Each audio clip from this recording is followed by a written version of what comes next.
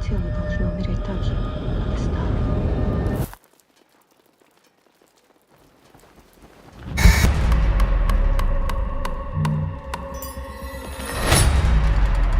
Is this their new sister and brother, Oliver? Oliver lost his family just like you guys. Needed someone that could give him special care.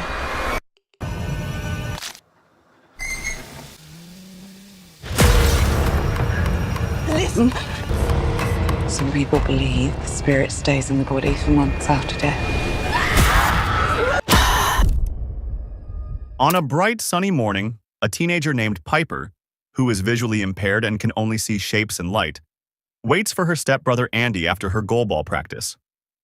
While waiting, she overhears a group of teenagers gossiping. Hoping to make some friends, she approaches them, but they respond with coldness and distance. Just then, Andy arrives. Trying to lighten the mood, Piper jokes to the group that she doesn't even know who he is. Despite her attempt at humor, the teens remain uninterested, so Andy gently steers her away. They didn't like me, did they? Andy, trying to comfort her, lies and says they did. He then begins describing what they looks like, joking that their fashion sense could use an upgrade, which makes Piper laugh. Later at home, Andy is outside fixing the side view mirror of his car when Piper suddenly calls out to him, saying that their dad, Phil, isn't responding from inside the bathroom. He forces the bathroom door open with a knife and finds his father collapsed on the floor, clearly dead from what appears to be a bad fall. Stunned, he freezes, unable to process what he's seeing. Piper arrives moments later and feels her stepfather's body on the floor. Overcome with emotion, she breaks down, insisting, "He just had chemo. He was supposed to be getting better." As paramedics wheel Phil out on a gurney, Andy notices the gurney keeps getting caught on the threshold. The next day, a social worker named Wendy informs Piper that, since she's underage, she'll be moving in with a kind foster mother named Laura. Then she tells Andy he'll be placed in a separate care unit. Andy protests, insisting he needs to stay with Piper because he has always looked after her. He adds that he plans to file for Piper's custody as soon as he turns 18, which is just 3 months away. Wendy sympathizes but explains that Laura has had difficulties in the past fostering children with troubled histories. This surprises Piper, who says grapefruit to Andy, a code word between them that means tell the truth. Andy quietly admits that he got into some trouble when he was 8 years old. Wendy then asks him to stay out of trouble for the remaining 3 months until he's eligible for custody. He agrees, and after a pause, she decides to place them together. Later, once everything's packed up, Andy and Piper lie under the table in silence. A faint plane passes overhead. Andy glances toward Piper and, trying to cheer her up, says, "That's how it works. When people die, they don't just get buried or cremated. They catch a flight to heaven just like Dad." The next day, they head toward their new house. Piper holds her father's pillow as a keepsake. During the drive, Andy lifts the sun visor so that Piper can feel the shapes of the sunlight. An hour later, they arrive at Laura's house. While trying to park, Andy accidentally bumps the car into a brick, so he pulls it back a little, stopping a short distance from the house. When they reach the doorstep, Laura calls out cheerfully, urging them to come inside. Laura greets Piper with exaggerated enthusiasm and suggests they take a group photo. However, when posing, she conveniently positions her head to block Andy's face from view. Then, she excitedly tells Piper she must meet her dog, Pom Pom, but it turns out to be a taxidermied version of the dog. Laughing, Laura adds that her cat Junkman isn't stuffed and adds, "Not yet." Andy notices a rug with a tactile strip for the visually impaired and asks if it's for Piper. Laura reveals that it's for her blind daughter Kathy. Curious, Andy asks if she's in the house, but Laura reveals that she has passed. Andy apologizes while Piper asks how she died. Laura weakly tells her she drowned in the pool. She is then interrupted by a phone call from Wendy. Piper and Andy take the chance to explore the backyard. In doing so, they accidentally let the cat out. Laura quickly shouts at them not to let it out. While Andy tries to call the cat back, he notices a young boy tightly holding it inside the empty pool. Just then, Laura rushes over, grabs the cat from the boy. The boy's unsettling stare lingers on Andy and Piper. Once inside, Laura explains to them that she is also fostering one other child named Oliver, who lost his family just like them. She adds that he's been selectively mute ever since Kathy died. Then Piper asks Andy how Oliver looks like. Not wanting her to worry, he lies and says Oliver looks cute, and that he's actually smiling at her. She pauses, then asks what color his hair is. Before Andy can come up with anything, Laura cuts in and says, he has red curly hair. That afternoon, Andy goes outside to grab their things from the car, and that's when he notices a strange white circle covering the house, but he ignores it. He heads back inside and follows Laura as she leads Piper to her room, mentioning it used to belong to Kathy. At the door, Laura simply tells Andy his room is right next door. Andy enters his small, cramped room, noticing that the door doesn't even close all the way. An hour later, Andy is texting a friend when Laura quietly enters his room, startling him. Casually, she asks if he plans to apply for guardianship in 3 months. Andy replies, yes. Just then, his phone pings. Curious, Laura asks if it's his girlfriend. Andy shakes his head and says it is just a friend. Laura makes herself comfortable and then asks what they were talking about, if it was something about his dad. Andy just gives her an awkward smile, avoiding the question. Laura presses on, mentioning she used to be a counselor. Still, Andy doesn't open up. Then they hear Piper's voice through the wall. Grateful for the interruption, Andy uses it as an excuse to walk over and talk to her instead. While he's distracted, Laura seizes the moment and reads his message. Andy notices too late. Before leaving, Laura says, her face unreadable, "We're all fucking weirdos, huh?" and walks out. Frustrated, Andy starts lifting weights to clear his mind. Meanwhile, Piper is settling into her new room while Laura watches from outside, a small, unsettling smile on her face. Night falls. Laura checks the weather app on her phone, then inserts a VHS tape into the player and begins watching a strange occult ritual on her TV. At midnight, after turning and tossing for some time, Andy gets up and looks out the window. He sees Laura and Oliver heading into the garden shed. The next day, Laura paints a small white horizontal line across the pool, then looks up at the sky in silence. Sometime later, Laura yells for Andy to wake up. He jolts awake, noticing drool on his face, and that he's also wet the bed. Embarrassed, he gathers the sheets and his clothes and puts them in the washing machine. He heads to the bathroom for a shower, but his mind flashes back to finding his father dead on the bathroom floor. Upstairs, Laura locks Oliver inside his room. Then she takes both Piper and Andy to Phil's funeral. At the service, Piper whispers to Andy, asking if their dad looks good. Without actually looking, Andy says yes. Suspicious, Piper says, "Grapefruit." Andy still lies. After the service, Laura cuts a lock of Phil's hair. Outside, she approaches Andy, telling him he'll regret it if he doesn't see his father's face one last time. She adds that some people believe the spirit stays in the body for months after death. Piper feels betrayed that Andy lied. Meanwhile, Oliver breaks his room's window and sneaks out. He makes his way to the shed, but since it is locked, so he ends up staring at the nearby chicken coop. Back at the funeral, Laura takes Andy inside and encourages him to kiss his father goodbye. Reluctantly, Andy kisses him on the forehead. But Laura pushes further, telling him to kiss him on the lips, claiming it's a custom. Horrified, Andy pulls back. Laura leans in and kisses Phil herself. Later, in the car, Laura insists they should be happy, as funerals are supposed to be celebrations after all. She asks Andy what he does for fun. Sarcastically, he replies, "Get hammered." Laura lights up, thinking it's a great idea, and so they do. That night, the trio plays games, drinks, and dances. Laura even allows Piper a drink or two. Eventually, Piper passes out. Andy, feeling a bit lighter, genuinely thanks Laura for helping them get through the day. Laura, understanding, says she's been through something similar. She encourages Andy to talk about his feelings, saying it helps ease the burden. Andy hesitates, then asks how she coped with Kathy's death. Laura responds honestly, "I haven't." She admits that when her daughter was buried, it felt like she was abandoning her, so she stayed at the cemetery for days. In a trembling voice, Laura adds, "I'd do anything to hear her call me Mum one more time." There's a beat of silence. Andy finally opens up. He shares how he and his father only ever really talked when it involved Piper. Laura interrupts, "Is that why you hit her when you were 8? Andy freezes. "Who told you that?" he asks. "Wendy," Laura replies. Andy reveals that when his father married Piper's mom, it felt like his father had finally found his family. So, in a desperate attempt to get his father's attention, he says he would act out at school.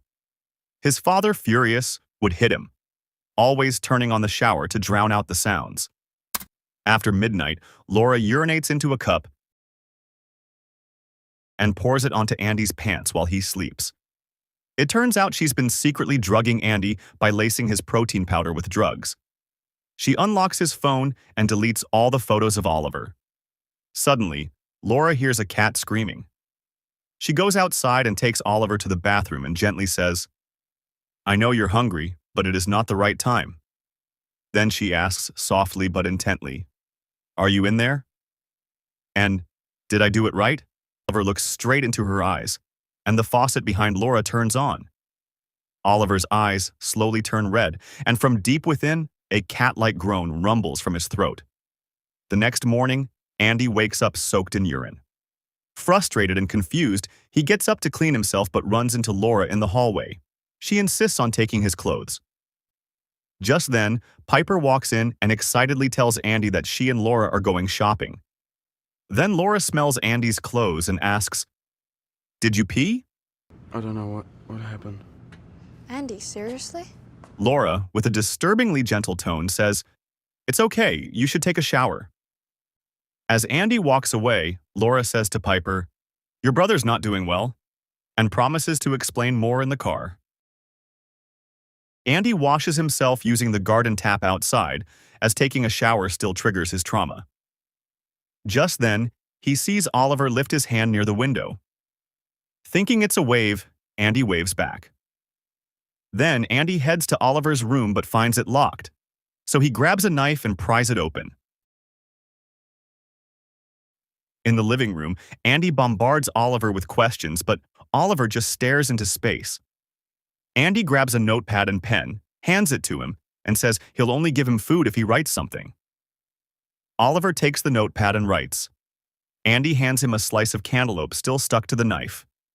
But instead of just eating the fruit, Oliver grabs the entire knife. Andy turns back for a moment, then hears a metallic scraping sound. When he looks back, he sees Oliver biting down on the knife. Panicked, Andy yanks the knife away and drags Oliver outside to get help. But as soon as Oliver crosses the strange white circle painted on the ground, he screams and vomits. His body begins convulsing violently. Andy hears a faint whisper, "Help me." Just then, Laura and Piper arrive. Laura loses it and yells at Andy to take Piper inside. Noticing Andy's panic, Piper gently soothes him. "It's okay," she says. "Laura's going to get you help." This confuses Andy, then he spots the paper Oliver had written on earlier, "Bird." Meanwhile, Laura takes Oliver into her room and starts playing the occult video. Almost immediately, he snaps out of whatever trance he was in. "What are you doing to me?" he screams, his voice raw and terrified. She quickly covers his mouth with her hand. Then Laura watches the ritual and following its instructions, she begins drawing circles on his head, trying to calm him down. Soon after, Piper and Andy knock on Laura's door. Still angry at Andy, Laura only lets Piper in. Then, Laura feeds Oliver a lock of Phil's hair. Piper, concerned, asks if Oliver will be okay. Laura smiles and says, "He'll be just fine." Later, Andy musters the courage to shower again, but as he enters the bathroom, the door creaks open behind him. Standing there is the pale figure of his dead father. "She will die in the rain," Phil says quietly. Andy panics and tries to run, but slips and slams his head hard against the floor. Sometime later, Andy wakes up in a hospital room, dazed. Through the window, he sees rain pouring. Andy pleads with the doctors to let him go, insisting his sister is in danger, but they sedate him instead. Back at Laura's house, she happily watches the pool as it fills with rainwater. Meanwhile, Piper texts her brother, Laura said you don't want any visitors. I miss you more. That night, Piper quietly walks to Laura's room. I can't sleep, she whispers. I'm worried about Andy. Laura, with a warm smile, asks her to come in. Then, Laura wistfully says that Kathy loved the rain. Piper, watching the TV, asks if that's her, and Laura replies, yes. Piper then asks Laura to describe Kathy. Laura responds, she was 12 years old with long brown hair and freckles. The next day, Laura visits Andy, who immediately asks where Piper is. She replies that Piper is home with Oliver. Laura then tells him he needs to stay in the hospital another day. Confused, Andy asks again where Piper is. Laura urges him to calm down and says Piper sent him a gift, a perfume. Andy, still unsettled, warns Laura not to let Piper out in the rain, saying she could die in it. When Laura looks confused, he explains that just before he fell in the shower, he saw his father. You don't think it's because your dad died in the shower and I killed him? Andy is shocked, Laura explains again, suggesting that maybe he's just associating rain with death because his father died in the shower. Frustrated and confused, Andy beats himself up. Laura promises she'll keep Piper inside. But she does the exact opposite. Laura and Piper play outside in the rain, while Laura reminisces about Kathy's face and the times she played in the pool. Later on, Laura takes Piper into the garden shed and gives her a purple cardigan, saying it was Kathy's favorite. Piper thanks her.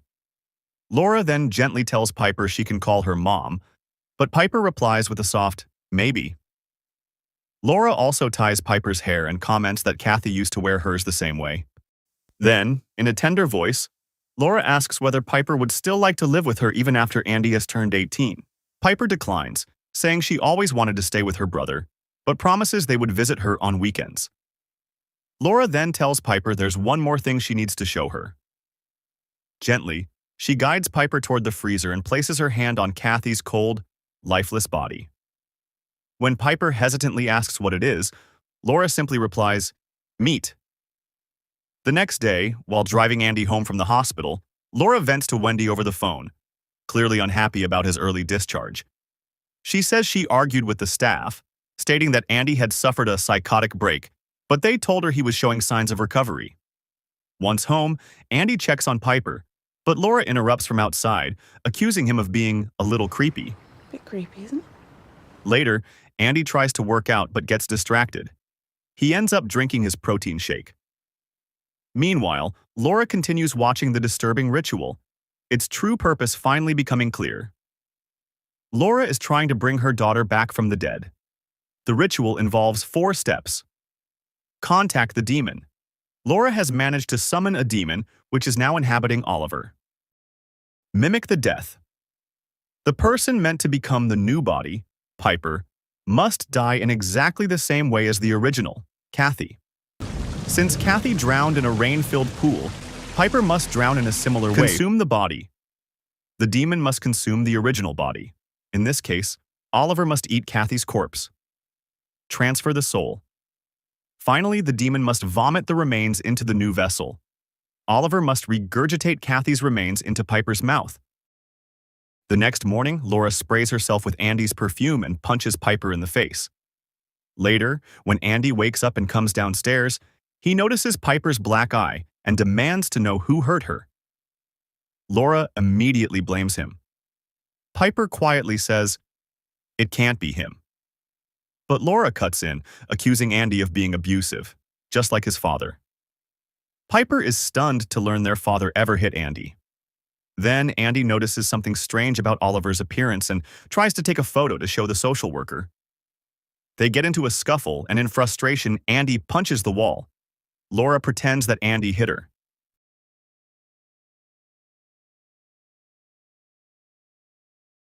He tells Piper they need to leave, but she hesitates. Grapefruit pie. So Andy goes alone to meet Wendy. While waiting, he sees a missing child poster.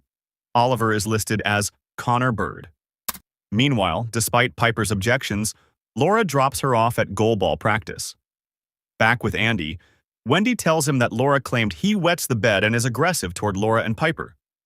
But Andy ignores her questions and points out that Laura kidnapped a child. He blames the system for not doing a proper background check. Wendy then drops a bombshell. Laura worked in foster care for 20 years and is a close friend of hers. She insists that Laura would never hurt a child. Meanwhile, Laura returns home to find that Oliver has ransacked the entire house. Slowly, Oliver comes near Laura and takes a bite of her flesh. In pain and panic, Laura runs and locks herself inside a room. Outside, Oliver begins speaking and screaming in Laura's voice. It's revealed that if the demon gets any part of a person's body, whether it's a piece of flesh, a strand of hair, or anything else, it can mimic them. That's why Laura fed Oliver Phil's hair, to drive Andy further into paranoia and create a rift between him and Piper. Slowly and methodically, Laura bandages her hand. Then, to soothe Oliver, she draws a symbol on the window and eventually lets him eat Kathy's body. Back with Andy, he tells Wendy that Laura called the little boy Oliver, but Wendy is skeptical, noting that Oliver is actually Laura's nephew's name and has red hair. Eventually, Andy convinces Wendy to visit Laura's home.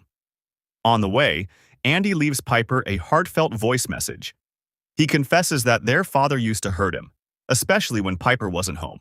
He says he lied about it because he didn't want her to see how ugly the world can be. He expresses deep regret for the one time he hit Piper when he was 8, and says he's sworn to protect her ever since. He insists it was Laura who punched her, and that she also kidnapped Oliver. The message ends with, "I love you, Pipe." Grapefruit. Andy hands the phone to Wendy without ending the call, allowing Laura to hear Wendy's voice. Realizing Wendy is coming, Laura hurriedly starts cleaning the house and pours Andy's protein powder down the sink. Wendy and Andy arrive at Laura's house. Wendy instructs him to stay in the car. At the door, Wendy tells Laura that Andy has raised serious concerns about child abuse, and she's required to inspect the home. Laura welcomes her in and shows her Piper and Andy's rooms. Meanwhile, Andy slips out of the car, climbs over the fence, and approaches the locked garden shed. He grabs a bird bath, smashes the lock, and peers inside, only to find Oliver hunched over a corpse, eating. Back inside, Wendy shows Laura a photo of Connor Bird, the missing child, and asks if she's seen him. Just then, Wendy notices Laura bleeding and hears Andy screaming for her from outside. Laura calmly says to Wendy, "I can bring Kathy back." Terrified, Wendy rushes out and sees the grotesque scene Andy uncovered. Just as the two try to escape, Laura runs over both Wendy and Andy. Wendy is killed instantly. Andy, still alive but badly injured, so Laura dips his head into a puddle. As he struggles to breathe, Laura calmly whispers, "Everything's going to be okay." Later, Laura picks up Piper from practice. The instructor mentions that she had called Laura earlier about Piper's black eye, but Laura simply responds, "Not now." Back home, Piper asks Laura to call her phone since she can't find it. Laura replies she will. Moments later, Piper hears Andy's voice and follows the sound upstairs. She touches someone, and just then, Laura appears, asking what Piper is doing here. Piper says she heard Andy's voice, but Laura insists it was just Oliver. Realizing Laura had lied about Oliver's hair, Piper runs and locks herself in a room. Inside, she stumbles upon a body and identifies it as her brother by feeling his braces. His hands are partially eaten, explaining how Oliver was able to mimic Andy's voice. Piper sobs and whispers, "Grapefruit," apologizing to Andy. Laura unlocks the door with a spare key and chillingly explains her plan to resurrect Kathy to her. Piper manages to escape, but hits her head in the process and loses consciousness. Laura drags her to the pool, where a grotesquely bloated Oliver waits. Laura begins to drown Piper, who fights and struggles. Just as she's slipping away, Piper screams a single word that stops Laura in her tracks. "Mom." Laura freezes. Her mind flashes back to Kathy, gasping, drowning, helpless. Piper escapes, but Oliver isn't ready to let her go. He lunges at her, but she kicks him hard in the stomach, causing him to vomit violently. Taking the opportunity, Piper runs toward the road to get help. Meanwhile, Oliver sees the missing child poster with his real name, Connor, on it. He deliberately steps beyond the chalk line Laura had drawn to contain him. Meanwhile, Laura gently carries Kathy's decayed body to the pool, but not before reopening the gash on her own arm. As blood mixes with the rain in the pool, she cradles Kathy in the water. Eventually, the authorities locate both Connor and Laura. Once safely in the car, Piper takes out Andy's phone, which she had taken earlier, and plays the voicemail he left for her. As Andy's voice fills the silence, his love, his regrets, and his promise, Piper listens closely. Then, in the distance, a plane flies overhead. Piper looks up and smiles.